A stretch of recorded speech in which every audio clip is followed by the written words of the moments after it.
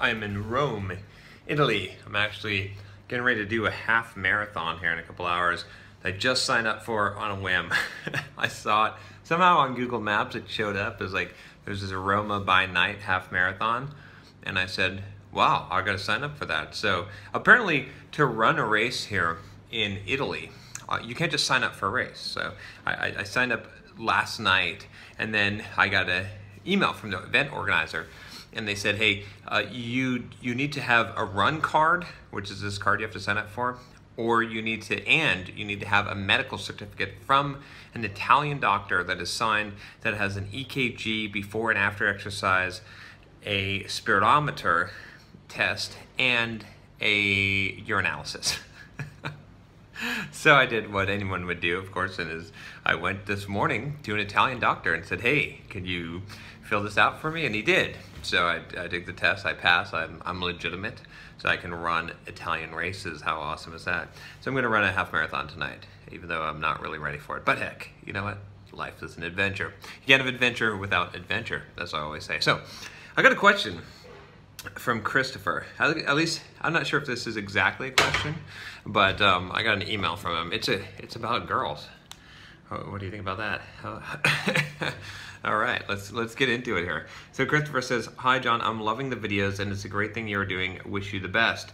Today I bumped into a girl from the gym in the local Whole Foods store. We had a little chat and then I asked off the spot, would you like to go to, ow, mother. Seriously, how many times am I gonna do that? Would you like to go to a coffee or drink?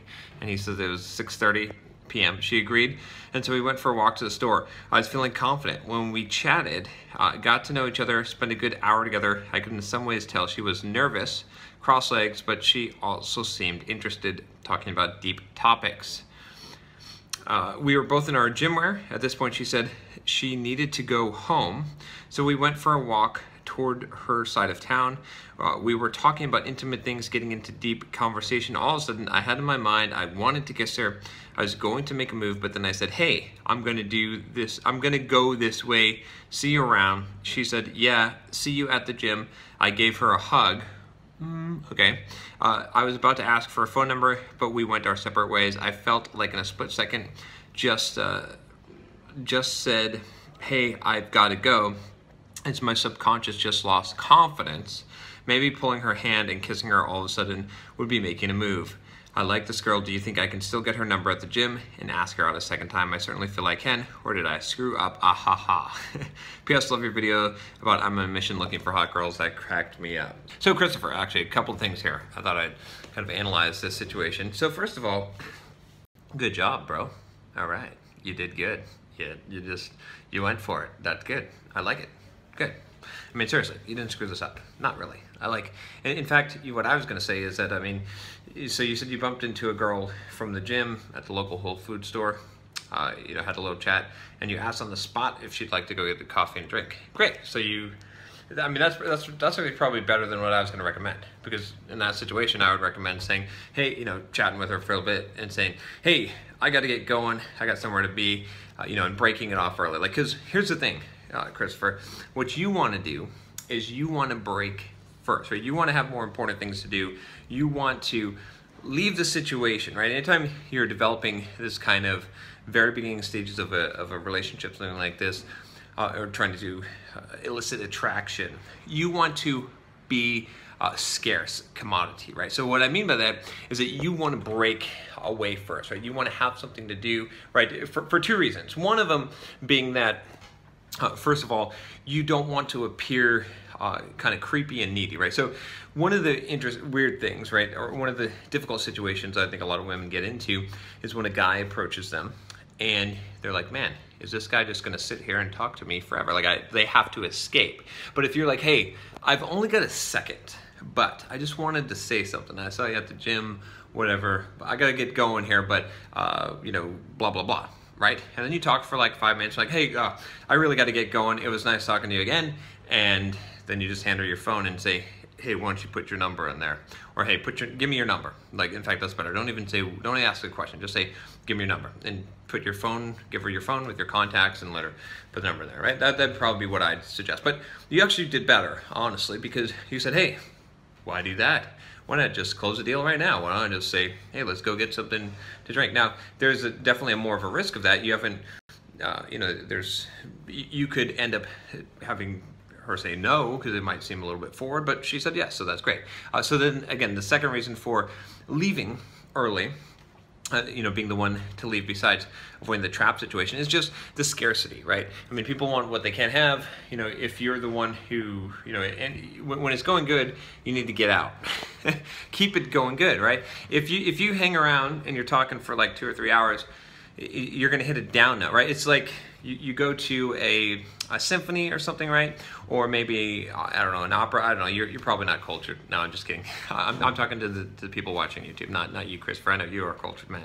All right. So, but what I'm saying is that you go to something like that, and you know, if it went on for hours and hours, it would need a climax. It would be boring, right? So what you want is while there's excitement, you want to leave suspense, right? Have you ever watched Lost? Have you ever watched like a television program? Not that I watch TV anymore, but you can see how dated I am, because the last television program I really watched was Lost. But did they ever end on like just a down note? No, they ended on a cliff note every time, right? A cliffhanger, okay? So that's what you want to do, is you want to be the guy that shows up, that's awesome, that's cool. This guy's larger than life, cool, super confident, and then he disappears. He's got to go. He can't stay around and chat for 3 hours. The guy that can chat for 3 hours, not so interesting. You've already heard his life story, not very mysterious. Yeah, maybe not. So anyway, so that's that second reason. But you did well, right? You said, okay, we're gonna change scenery, gonna go to the coffee thing, right? You're walking home, and then here's the thing, right? I mean, you could have gone in for the kiss. You could have done it, sure, maybe, but maybe, I don't know, that's a little bit much, I think, maybe at this point, right? Like, I like your move better. Even though you didn't mean it to, I like you saying, hey, I'm gonna go this way, see you around, right? I like, you know she's gonna be at the gym, you know you can get her number some other time, you don't need to be desperate, you don't need to make that the goal. Maybe you came off a little nervous like that because you were, that's okay, but at least you're a scarce resource, you know? She probably was thinking, oh, that's weird, like, why didn't he like try and, you know, there is a line though, like, if you don't put a move, okay, you're gonna seem like a pussy, right? Okay, so like you're gonna have to do it, like, but the fact that you like had something better to do or need to leave, you made yourself a scarce resource at this stage, great. Now, if next time comes around, you're on date number 2, you talk to her again, and you pussy out, now you're gonna have a problem. Now you're gonna look like you just that you're not a man. That's what it's gonna look like. But right now, it's probably working in your favor. She's probably like, I can't believe he just left. Does he like me? Does he? You know, you want these questions to be going through her head. Like, does he actually like me? Is he interested? Why did he not try and make a move? Why did, you know, right? Not her doubting your manhood. Which, like I said, on date number 2, that's where it'll start to be doubting your manhood. But at this point, he's got better things to do. Oh, it scares me. He's a prize to chase after. So I think you're in good shape. So anyway, I wanted to dissect this a little bit. First of all, just to say that you didn't screw up. I think you actually did pretty damn good, and just to give you some of the psychology behind it. But now you can be confident in what you're doing. But I think you, whether mean it or not, you played it well. So good job for being brave and going for it. And yeah, go, you know, next time, go to the gym and just get the phone number and, you know, go from there. But there you go, Chris. Good job. All right, man. All right, if you like this video, if you haven't subscribed already, make sure you click that subscribe button.